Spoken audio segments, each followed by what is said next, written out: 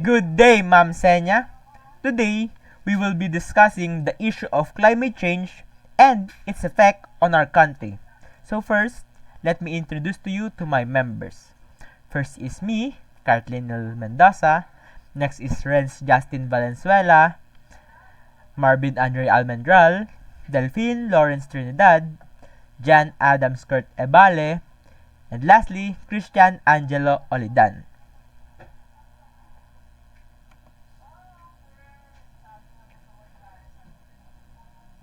So, let's start by understanding what climate change is. Climate change refers to significant and long-term changes in the average weather patterns of a particular place or the entire planet. These changes may include rising temperatures, unusual rainfall patterns, and more intense weather events like typhoons and droughts. So, climate change can naturally happen due to factors like volcanic eruptions, changes in Earth's orbits, or solar activity.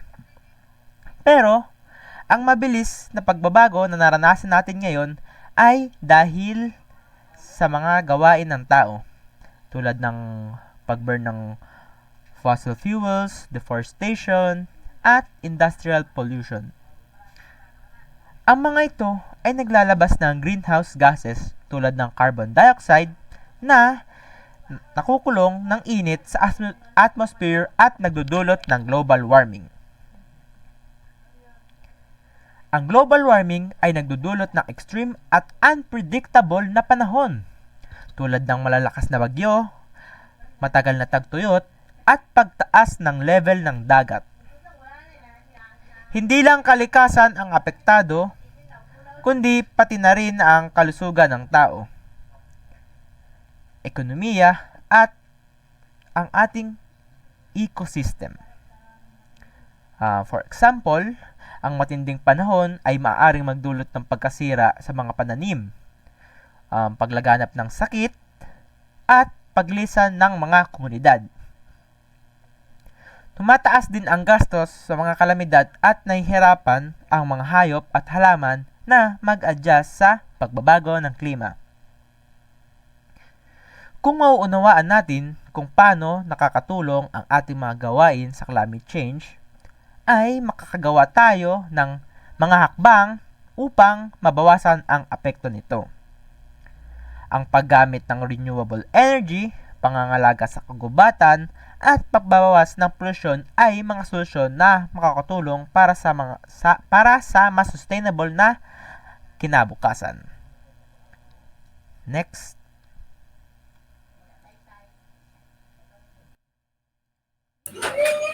So, ang isang major cause ng climate change is the emission of greenhouse gases.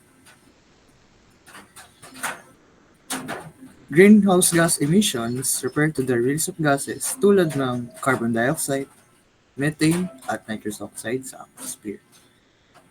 Ang mga gas na ito ay parang kumot or blanket, tinatawag na greenhouse effect na nagtatrap ng init mula sa araw at pumipigil na ito'y makabalik sa outer space. Dahil dito, unti-unting umiinit ang mundo at tinatawag itong global warming. Ang pinaka-common na source ng greenhouse gases ay ang pagsusunog ng fossil fuels tulad ng coal, oil, at natural gas. Ginagamit ang mga ito para mag-produce ng electricity, pagpatakbo ng mga sasakyan, at suporta ng mga industrial processes. Halimbawa, ang pagsunog ng gasolina sa mga kotse o ang operasyon ng mga power plants at factories ay naglalabas ng napakaraming carbon dioxide. Bukod sa energy sector, malaking contributor din ang agrikultura. Ang mga hayop tulad ng baka ay naglalabas ng methane sa kanilang digestion process, habang ang mga rice paddies ay nag-e-emit din ng methane dahil sa kanilang waterlogged condition. Ang deforestation para gawing farmland ay nagpapalala sa problema. Kapag pinuputol ang mga puno, nawawala ang natural na paraan para mag-absorb ng carbon dioxide sa atmosphere. Dagdag pa rito, ang waste management ay isa pang source ng emission. Kapag ang mga basurang organiko sa landfill ay nabulok ng walang sapat na oxygen, naglalabas ito ng methane. Ang industrial at household wastewater ay nagpo-produce ng methane at nitrous oxide. Dahil sa lahat ng ito, ang init na natatrap sa atmosphere ay nagdudulot ng global warming na nagbabago sa klima. Umiinit ang planeta, natutunaw ang mga glaciers, tumataas ang sea levels at naging mas madalas ang extreme weather events tulad ng bagyo, tagtuyot at pagbaha. Apektado ang mga natural ecosystem, mga hayop at mga tao.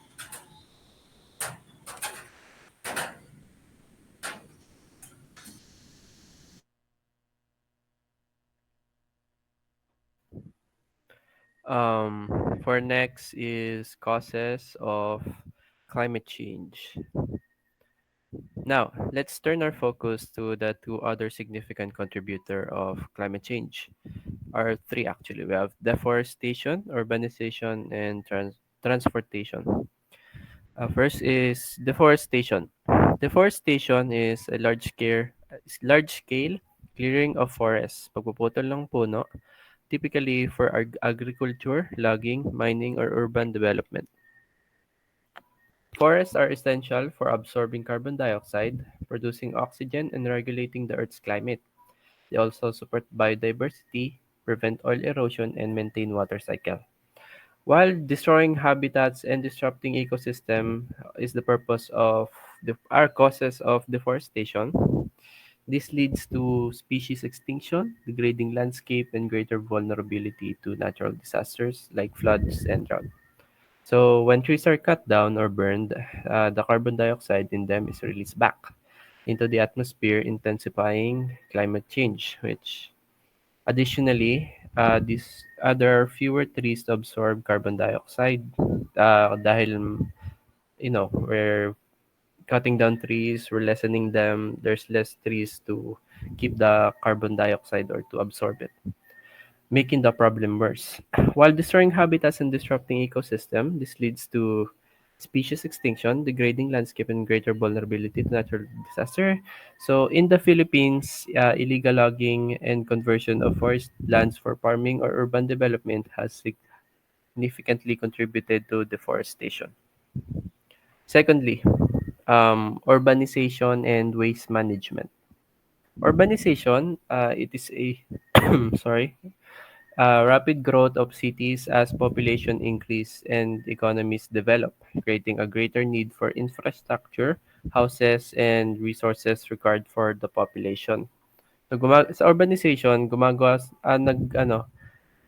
ng mas maraming buildings, mga houses, and other infrastructure kasi mas umi-increase ang population ng mga tao, mas nagkakaroon ng need para doon.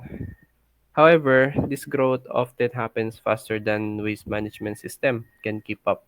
Meaning na as our society grows and increase in population, di kinakaya or di nakikip up ng society natin yung mga basura katulad ng single-use plastics, packaging, bottles, and bags. Nag increase sila lahat, leading to the problem like trash not being properly collected, sorted, disposed. So urban areas generate heat through infrastructure like buildings and transportation, which is known as the urban heat island effect. Moreover, when waste is not disposed of properly, leading to problems like trash not being properly collected, sorted, or disposed of, this can clog waterways, contaminate soil, and release harmful gases from landfills, polluting the environment. So, in which we know causes greenhouse gases. So, it also puts people's health at risk by spreading diseases and exposing communities to toxic materials. It is a problem, especially in Metro Manila, where overcrowding and inefficient waste management system are major contributors to the worsening effect of the climate change.